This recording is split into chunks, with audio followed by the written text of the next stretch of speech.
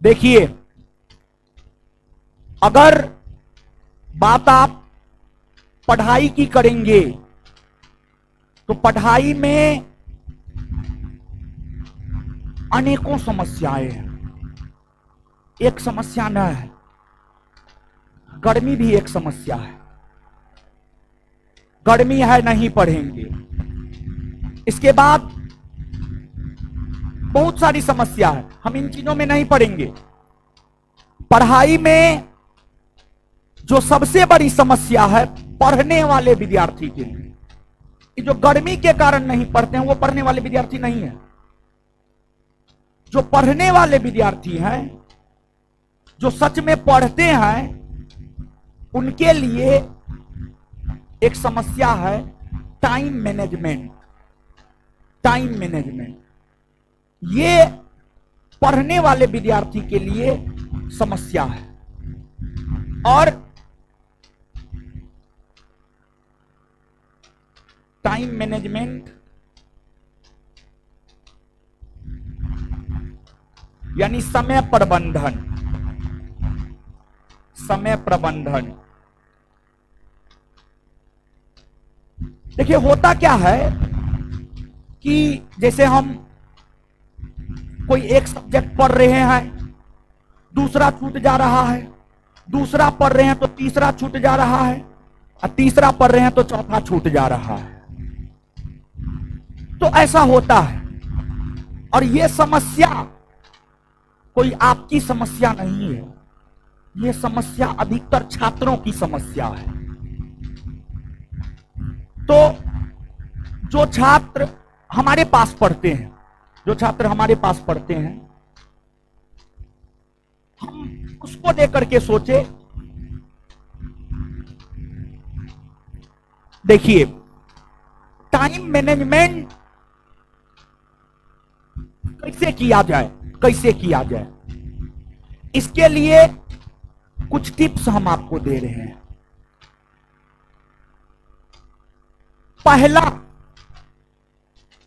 पहला बात यह है कि आप एक छात्र हैं, क्लासरूम में बैठे हुए हैं तो छात्र हैं, और छात्र का जो सबसे बड़ा काम है वो पढ़ाई करना। ये तो आप भी समझते हैं, हम भी समझते हैं। लेकिन हम लोग क्या करते हैं, हम लोग अपने कामों का विभाजन नहीं करते हैं। मेरा अपना अनुभव कहता है, अगर आपको अपने जीवन में किसी लक्ष्य को पाना है, किसी लक्ष्य को पाना है, तो उसके लिए आपको अपने कामों का विभाजन दो भाग में करना होगा। दो भाग में, एक प्राथमिक काम और दूसरा द्वितीयक काम। एक प्राइमरी वर्क, दूसरा सेकेंडरी वर्क। और प्राइमरी वर्क में आप उसको रखेंगे तो करना एकदम आवश्यक है। मतलब जैसे नई नई गर्लफ्रेंड बनती है तो उससे बात करना एकदम आवश्यक है, फिर वही पुरानी हो जाती है तो फिर बात करना बहुत ज्यादा जरूरी नहीं रह जाता है। पता हल्ला कीजिएगा झूठ मूठ का।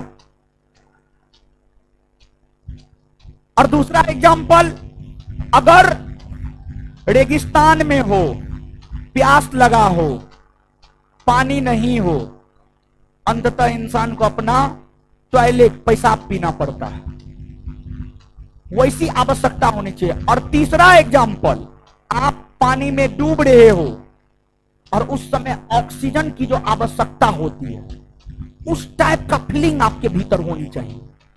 अगर सफलता को लेकर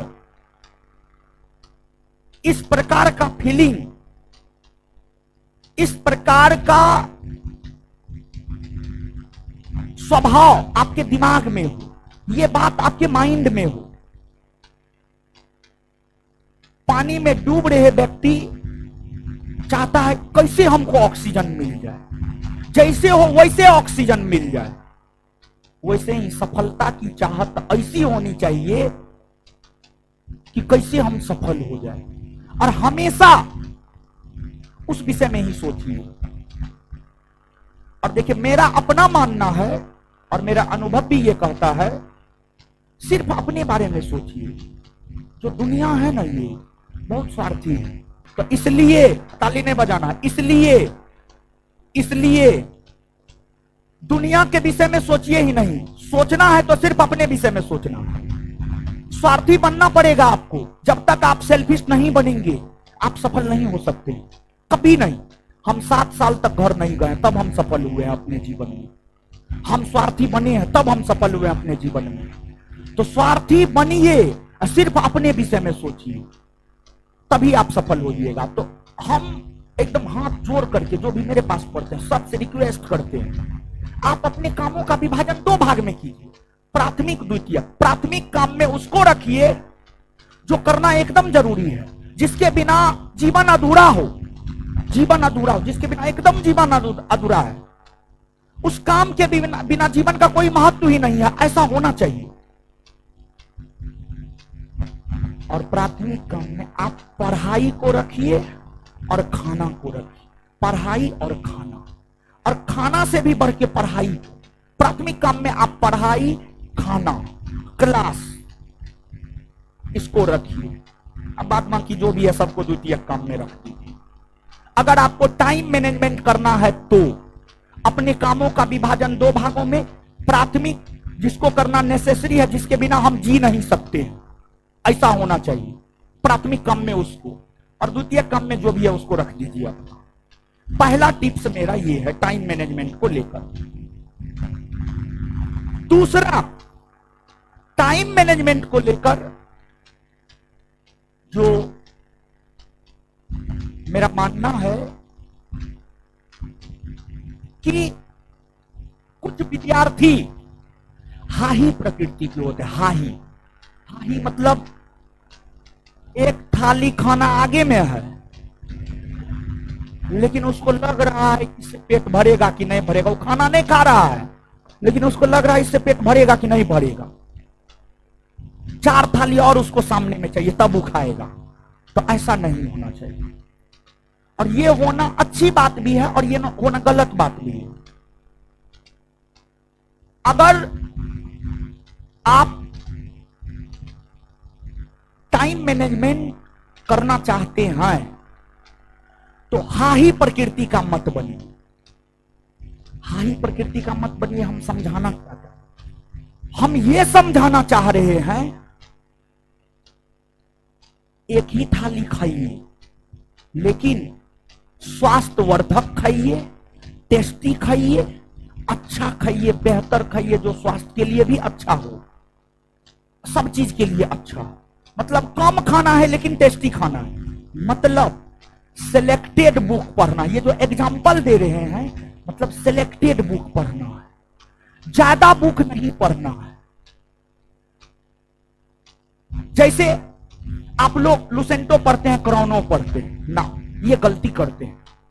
दोनों में से कोई एक पढ़िए और बार बार उसी को पढ़िए, बार बार उसी को पढ़िए। तो हम ये बोलना चाह रहे हैं। दूसरा, अगर आप टाइम मैनेजमेंट करना चाहते हैं, बुक सेलेक्ट कीजिए, अपना टारगेट फिक्स कीजिए कि हमको दरोगा बनना है।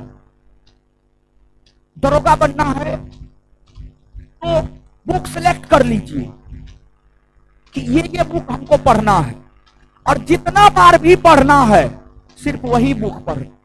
भले उससे बेहतर बुक भी मार्केट में आ जाए, नहीं पढ़ना। तो टाइम मैनेजमेंट अगर करना है तो दूसरा चीज, आपको अपने स्रोत को लिमिट करना होगा।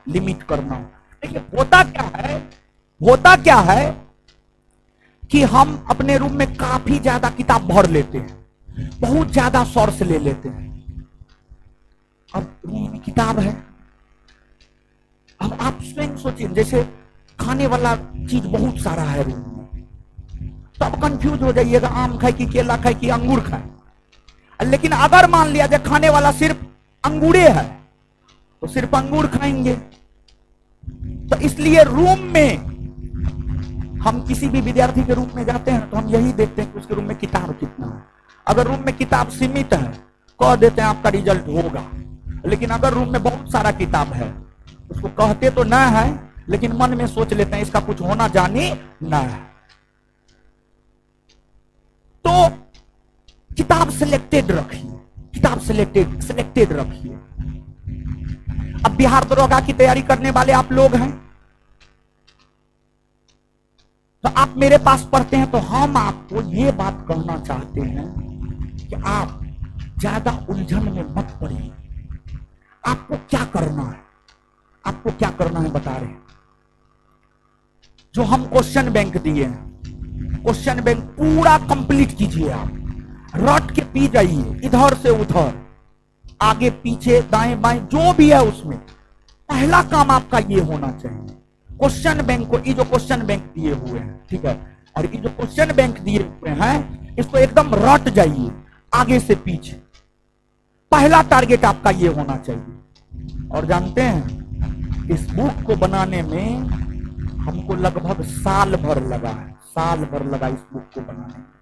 ये बुक ऐसे नहीं बन गया है, और इस बुक पर हम स्वयं अपने से काम किए हैं, हमको साल भर का समय लगा इतना कंटेंट डालने में। और जानते हैं आपको जानकर आश्चर्य होगा, कुछ लोग इसका कॉपी कर लिए, कॉपी कर लिए। अब कहिएगा कैसे कॉपी कर लिए, कैसे आप कह सकते हैं कॉपी कर लिए हैं, तो इस पर चर्चा करेंगे। लेकिन एक बात हम आपको बता देते हैं, हम अपने विषय में देखिए, ना आप मेरे साथ रहते हैं, ना हम आपके साथ 24 घंटा रहते हैं, ना आप हमको उतना समझ सकते हैं, ना हम आपको उतना समझ सकते हैं। किसी को समझना आसान नहीं होता, बहुत मुश्किल होता है।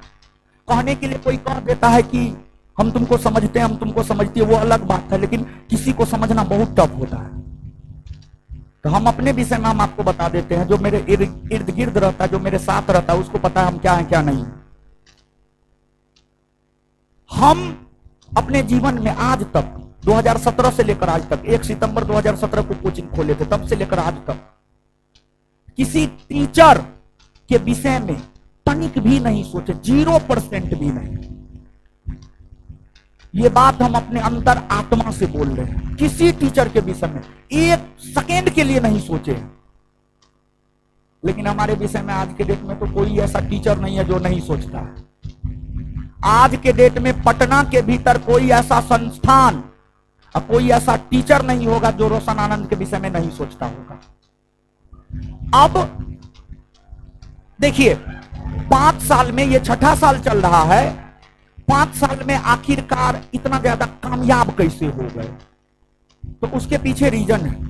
हम स्वयं बिहार पुलिस परीक्षा 2 बार क्वालिफाई किए हैं, बिहार दरोगा 4 बार क्वालिफाई किए हैं, बीपीएससी 1 बार क्वालिफाई किए हैं, इतना परीक्षा क्वालिफाई किए हैं। तो हमको रास्ता पता है कि क्या करना है क्या नहीं करना है। और विद्यार्थी को रिजल्ट चाहिए, विद्यार्थी को रिजल्ट चाहिए, रिजल्ट। जहां विद्यार्थी को रिजल्ट होगा विद्यार्थी जाएगा। और आज जो हर टीचर हमारे विषय में, हमारे संस्थान के विषय में, आप जिस संस्थान में बैठे हुए हैं, आपके अपने संस्थान के विषय में सोचता है या बात करता है, तो वो सिर्फ रिजल्ट की बदौलत करता है और कोई बात नहीं है।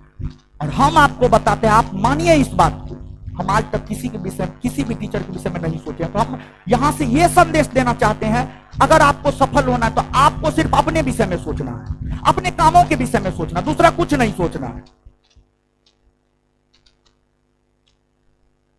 और इस बुक का कॉपी हो गया है, खैर ओरिजिनल ओरिजिनल होता है। अब कहिएगा, हम बोलना नहीं चाह रहे थे, लेकिन कुछ लोग मेरे विषय में ये बात बोले कि अगल बगल वाला जलता है, समझ गए? आगे हल्ला नहीं, हल्ला नहीं, हल्ला नहीं, समझिए। अब कहिएगा, कैसे कह सकते हैं इस बुक का कॉपी हो गया है, कैसे कह सकते हैं इस बुक का कॉपी हो गया? हम बताने के लिए बहुत कुछ बता सकते हैं, लेकिन सिर्फ एक बात बताना चाहते हैं, सिर्फ एक बात। देखिए, ये जो मेरा बुक है जिसको हम तैयार किए हैं, इसमें जानते हैं पाई चार्ट है। 2 बात बताएंगे। एक बात, ये पाई चार्ट है, इसमें लिखा हुआ किस सेक्शन से कितना पूछा है। और हम इतिहास पर ज्यादा जोर इसलिए देते हैं क्योंकि इतिहास से बिहार दरोगा में ज्यादा प्रश्न पूछा जाता है, और हम प्रयास करते हैं हर बैच में पहले इतिहास से पढ़े, क्योंकि इतिहास का बड़ा सिलेबस है। इतिहास खत्म हो जाएगा तो बाद बाकी ज्योग्राफी और पॉलिटी में बहुत ज्यादा टेंशन ना है, छोटा है इतिहास की तुलना में। तो इसलिए पाई चार्ट हम इतिहास से करना शुरू किए। इस पाई चार्ट से भी आप पता लगा सकते हैं कि बुक का कॉपी हो गया है। दूसरी बात, सबसे बेहतर, हम आपको एक चीज दिखाते हैं। देखिए कॉपी हुआ है, कॉपी हुआ है, टंके की चोट पे हम कह सकते हैं कॉपी हुआ है। देखिए मेरा जो ये बुक है, इस बुक में टोटल 18 सेट, 18 सेट मतलब 1800 क्वेश्चन। और जो लोग मेरा कॉपी किया है उसके बुक में टोटल 19 सेट, तो क्वेश्चन कितना होना चाहिए? 1900। कितना होना चाहिए? 1900। 1900 होना चाहिए। और हमारे बुक में 18 सेट, तो हमारे बुक में क्वेश्चन कितना होना चाहिए? 1800। 1800 बात समझ रहे हैं? 19 सेट है, और एक सेट बिहार दरोगा में, एक सेट में कितना क्वेश्चन? क्वेश्चन बैंक में बिहार दरोगा 100 क्वेश्चन पूछता है जी।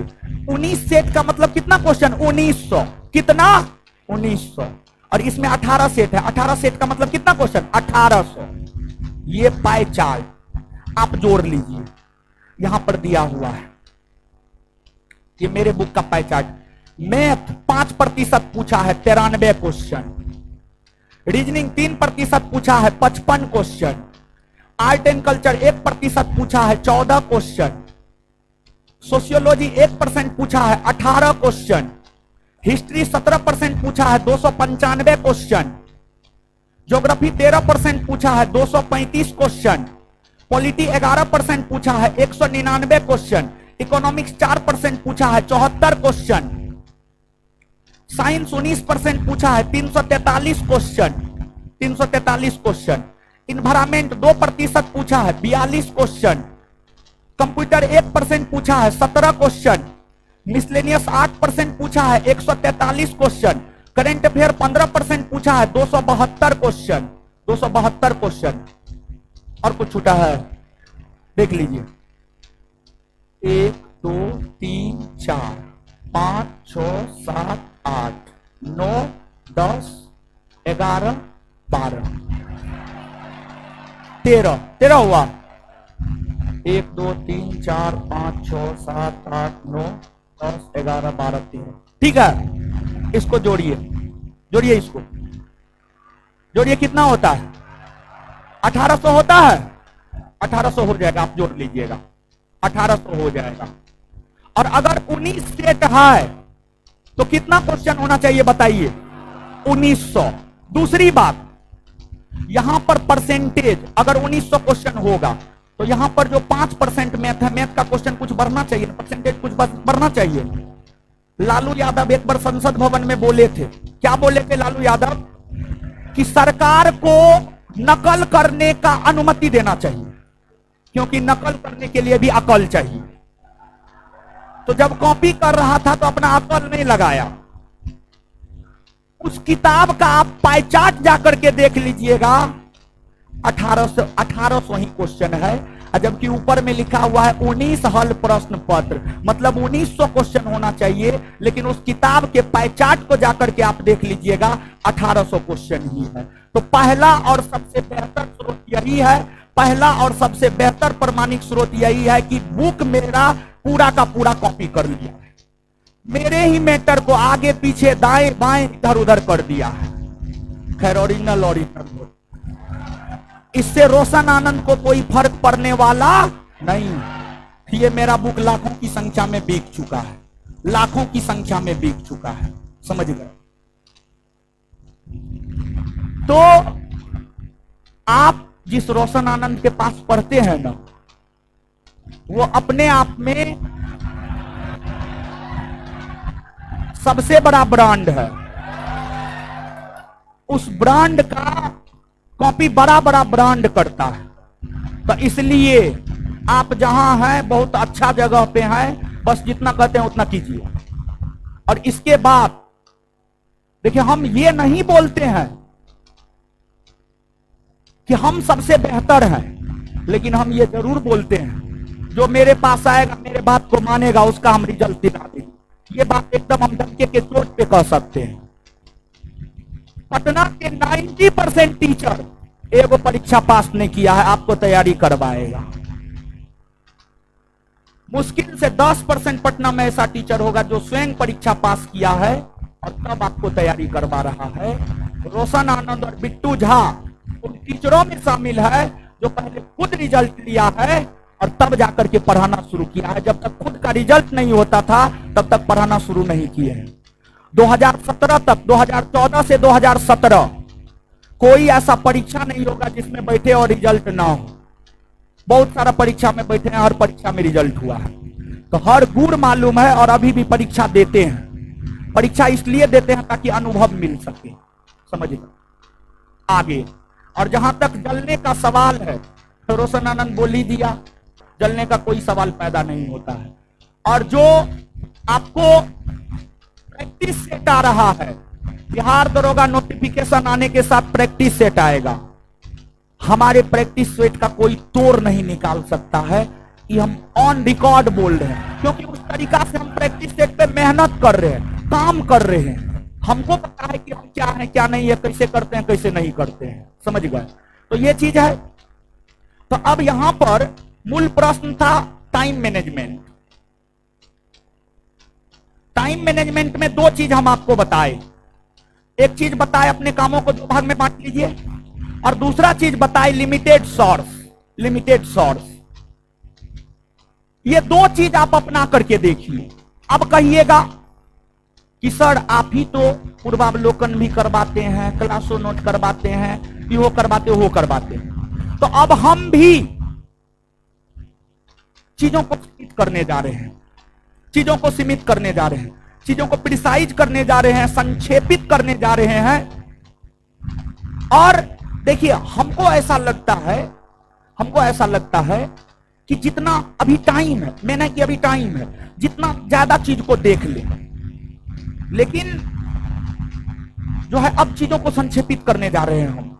और ऐसा कुछ करेंगे कि उतना ही करके स्मार्ट स्टडी के तहत कम पढ़ के रिजल्ट हो जाए। इस बात के ऊपर हम गहन चिंतन मंथन कर रहे हैं, और ये बात तीनों दरोगा बैच में हम बताएंगे आपको।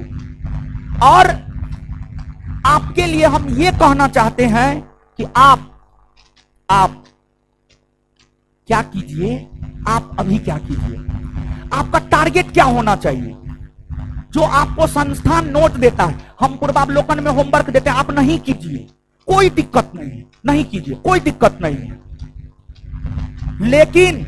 लेकिन क्लास में जो बताते हैं, जो संस्थान का नोट है, क्लास में जो बताते हैं, जो संस्थान का नोट है, उसको एकदम पढ़िए, उसको रट जाइए। पहली बात ये कीजिए, पहला काम आप ये कीजिए, संस्थान का जो भी नोट है उसको एकदम रट जाइए। और दूसरा काम, ये जो क्वेश्चन बैंक है जो हम लिख के दिए हैं आपको, इस क्वेश्चन बैंक को आप रट जाइए, आप टारगेट बनाइए और रूम में इतना ही चीज रखिए आप फिलहाल।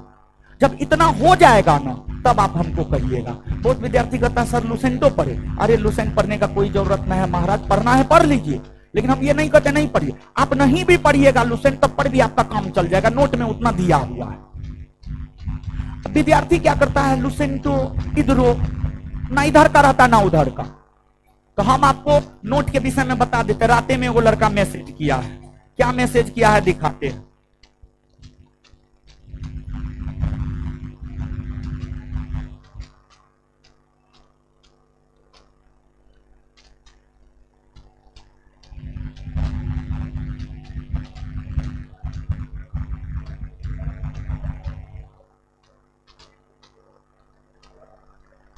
हल्ला मत कीजिए,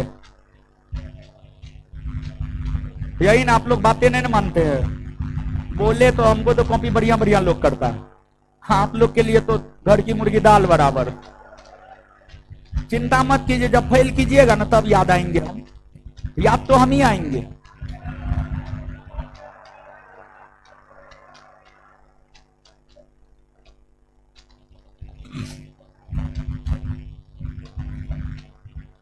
देखिए लड़का मैसेज क्या किया है। प्रणब आनंद इसका नाम है। प्रणाम सर, हम आपसे 2213 प्री से जुड़े हैं। फिजिकल में हॉस्टल से जुड़े थे लेकिन असफल रहे, यानी फिजिकल उसका नहीं हो पाया। यानी 2213 में जुड़ा था प्रीलिम्स से, प्रीलिम्स निकाला, मेंस निकाला, फिजिकल में असफल हो गया। उसमें तो हम कुछ नहीं कर सकते, असफल रहे। अभी 10 से 12 बैच से जुड़ा हूं, अभी 10 से 12 बैच से जुड़ा है एसआई। आपसे अनुरोध है कि सर होमवर्क आप अपने नोट से ही दे सर, इसका कोई जोर नहीं है। समझिएगा, आगे लिखा है इसका कोई जोर नहीं है। ये मैसेज आप देख सकते हैं, पढ़ सकते हैं। ये लड़की पढ़ लीजिए, पढ़ लिए है ना। तो नोट का कोई जोर नहीं है, समझे। तो इसलिए नोट पढ़िए, दबा के पढ़िए, और क्या बोले, और कुछ नहीं बोलेंगे।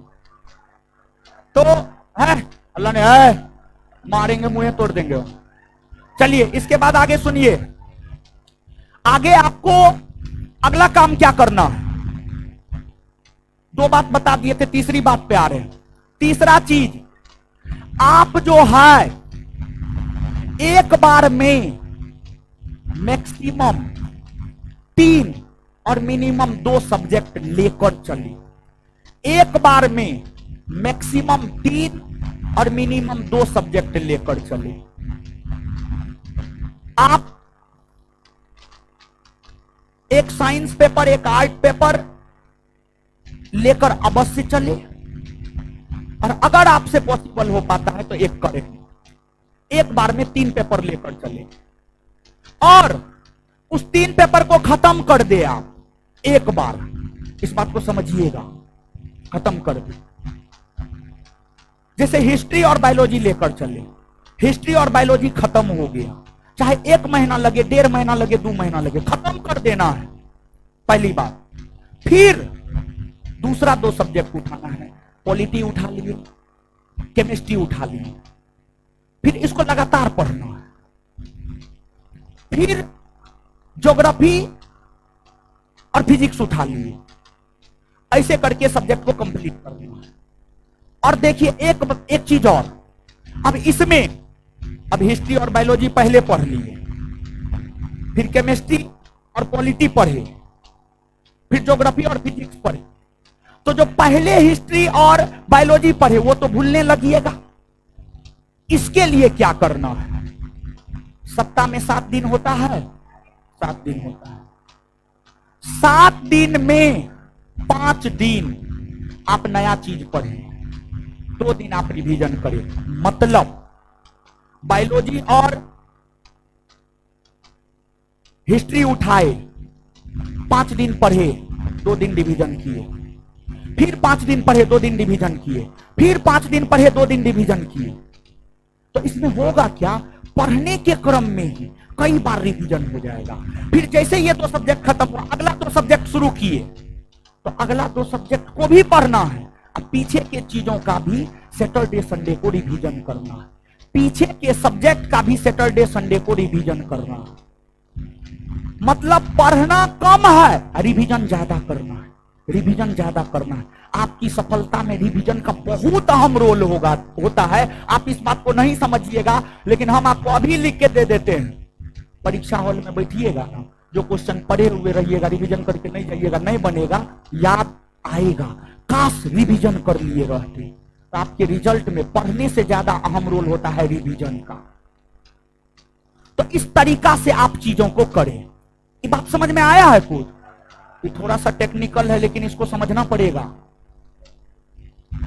और माह के अंतिम 2-3 दिन नया कुछ नहीं पढ़ना, सिर्फ रिवीजन करना। साथ ही साथ अगर आप टेस्ट देते हैं, कोई भी टेस्ट देते हैं, तो टेस्ट देके घर पे जाइए, रात में सोने से पहले एक बार रिवीजन करके सोइए।